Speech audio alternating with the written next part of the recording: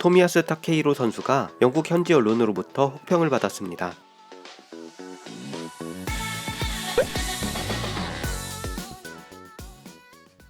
아스널의 일본 선수 토미야스 타케히로 선수가 팀의 운명이 걸렸던 뉴캐슬전 패배 후 영국 현지 언론으로부터 혹평을 받았습니다. 한국 시간으로 17일 새벽에 열린 212 잉글리시 프리미어리그 37라운드에서 아스널이 뉴캐슬에 0대2로 패했습니다. 이 경기에 우측 사이드백으로 출전한 토미야스 타케히로 선수는 뉴캐슬의 생 막시맹에게 연달아 돌파를 허용하고 결국 자신을 돌파한 생 막시맹을 무리하게 따라잡으려고 스프린트를 하다가 전반 32분 만에 부상으로 교체당하고 말았죠. 영국의 현지 언론들은 아스널의 패배 원인으로 제 역할을 하지 못한 수비를 지적하며 토미야스 선수에게 비참한 밤이 되었다 라는 평과 함께 최악에 가까운 평점을 주었습니다.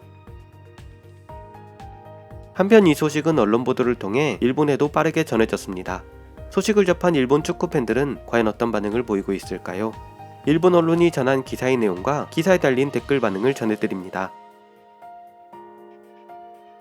먼저 일본 언론의 기사입니다. 비참한 밤이 되었다.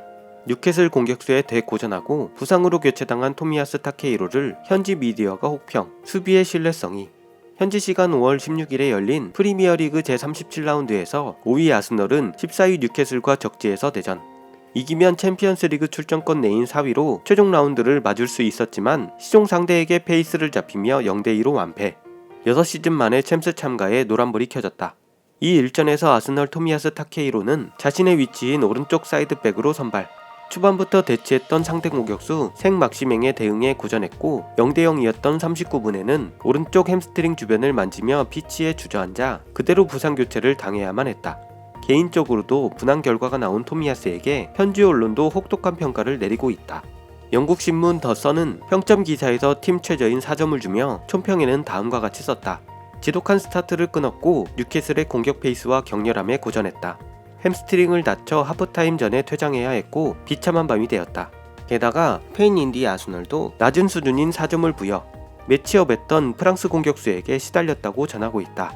토미야스는 생 막시맹에게 모조리 당하며 평소와 같은 완강함을 찾아볼 수 없었다. 경합에서 그의 수비는 별로 안전하지 못했고 수비의 신뢰성이 정말로 시험대에 올랐다. 퇴장할 때까지 호되게 당하기만 했다. 한 경기 남은 상황에서 4위 토트넘과의 승점 차는 2. 22일 신락같은 희망을 걸고 에버턴과 싸우는 아스널 속에 일본 대표 수비수의 모습은 있을까? 기사에 달린 댓글 반응입니다. 어떤 팀이라도 수비의 교체권을 사용하는 것은 최대한 피하고 싶을 것이다.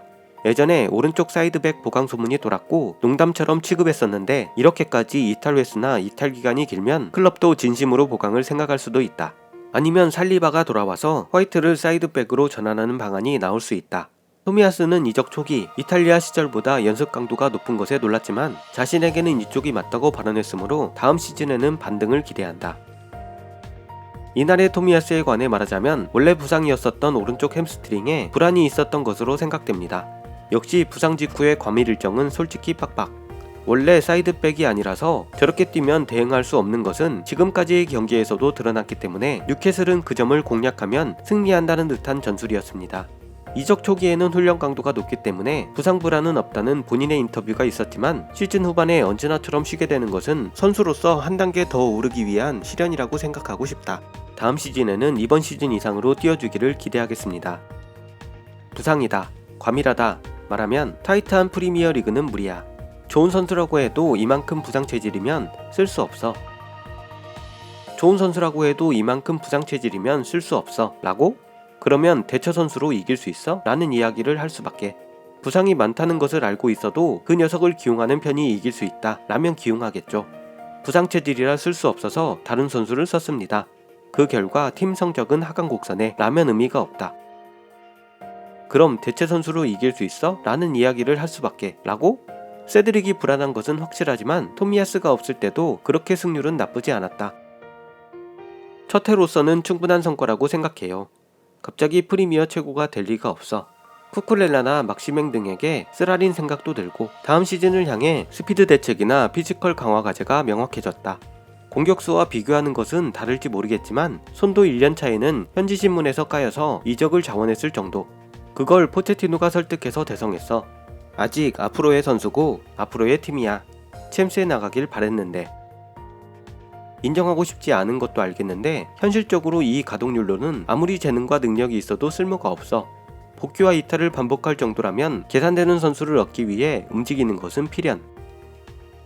토미야스가 프리미어에서 통할지 출전하면 능력은 증명하고 있지만 다치지 않고 계속 출전할 수 있을지는 내년 시즌을 보고 판단하면 된다고 생각해. 모두가 지적하고 있는 대로 이번 시즌은 올림픽이 있어서 정말로 혹독한 일정이었다. 이번 오프 시즌에 잘 쉬고 제대로 몸을 만들었으면, 그러고도 부상을 반복한다면 센터백으로 나갈 수 있는 팀으로 이적하거나 프리미어 리그를 떠날 수밖에 없어. 아스널이 과밀 일정이라면 맨시티, 리버풀, 첼시는 어쩌라고. 그런 말을 하면 프리미어에서 못 뛰어. 좀 빗나간 지적도 나오네. 오프시즌이라는 것은 선수단이 몸을 쉬며 다음 시즌을 이겨내기 위한 몸을 만드는 기간. 나도 자세히는 모르지만 체간 트레이닝이나 부상을 방지하기 위한 근육 트레이닝이나 시즌 내내 좀처럼 할 수 없는 트레이닝을 할 수 있다.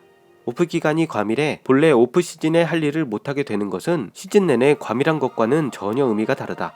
이번 시즌은 코로나 때문에 지난 시즌 일정이 미뤄진 데다 가뜩이나 짧은 오프에 올림픽이 있었으니까 이 영향은 크다. 한 계단 더 오르기 위해서라도 부상을 완치시키고 부상당하지 않고 잘 다치지 않는 몸을 만들 필요가 있다. 다음 시즌은 일정 조정을 신중하게 해주었으면 좋겠고, 그 결과 클럽에서의 서열이 떨어지거나 대표팀에 불리지 않게 되어도 어쩔 수 없다고 생각해. 프리미어는 하위팀이라도 어느 팀이든 최소한 한 명은 반드시 강자가 있다. 상위권에는 더 많은 강자가 있어서 정말 강도가 높다. 그것이 재미있는 점이기도 하지만 수비수로서는 항상 전력을 다해야 하므로, 게다가 오르내림이 심한 사이드백에게 요구되는 임무는 상당하죠. 더구나 빡빡한 일정이 되면 웬만한 선수는 망가진다. 그 점을 어떻게 맞추어 갈지, 어디까지 신체를 무사하게 유지할 수 있을까? 토미야스 자신이 가장 분하겠지. 난 이 미래가 있는 젊은 팀을 계속 응원할 겁니다. 유로 경쟁이 없는 아스널은 빅6 중에서 유일하게 느긋한 일정이었다고. 수수께끼의 북런던 더비 연기도 있었고, 그런데도 과밀이라니. 아스널은 2021 시즌에 리그 8위로 올 시즌 챔스, 유로파, 컨퍼런스에 모두 진출하지 못했습니다. 부상 후라든가 여러 가지가 있겠지만 토미야스 획득을 노리고 있던 다른 클럽, 특히 빅클럽은 저로조인 생 막시맥을 막을 수 있을지에 주목했을 것이다. 토미야스는 아스널을 떠나지 않을 것 같지만, 부상이 이유인지 모르겠지만 인류 드리블러를 막을 수 있게 된다면 진정한 인류 수비수가 될 수 있다고 생각해. 토미야스 힘내라. 저번에는 완벽하게 막시맹을 누르고 이겼지만 이번에는 그냥 막시맹, 윌슨, 알미론 등이 훌륭했고, 토미야스도 아스널도 완패였습니다. 챔스는 이제 절망적이지만 전원의 노력으로 유로파에 갈 수 있으니 지금 레벨이라면 그것으로도 좋을 거라고 생각합니다. 설령 토트넘이 노리치에게 지는 일이 생겨서 기적적으로 챔스권 내에 복귀해도 지금의 멤버로는 이기고 올라갈 레벨에는 도달하지 못하지 않았나 라고 자력 진출이 사라진 것으로 그렇게 납득하고 있습니다. 분하지만 뉴캐슬이 훌륭했습니다. 뉴캐슬이 상당히 좋았던 것도 있지만 그걸 제외해도 토미야스의 반응 속도가 분명히 느렸다. 게다가 미끄러운 그라운드에 생 막시맹이라는 드리블러가 상대였으니까 역시 무사지 명마. 내년 시즌을 대비해 잘 다치지 않는 몸 만들기에 전념하기를. 무사지 명마, 무사해야 명마.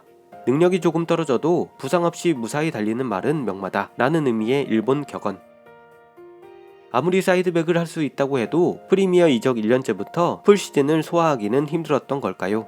내년 시즌도 사이드백 기용일지는 모르겠지만 시즌 내내 부상 없이 싸워주었으면 합니다. 실력은 이미 증명했기 때문에 어쨌든 피지컬 컨디션.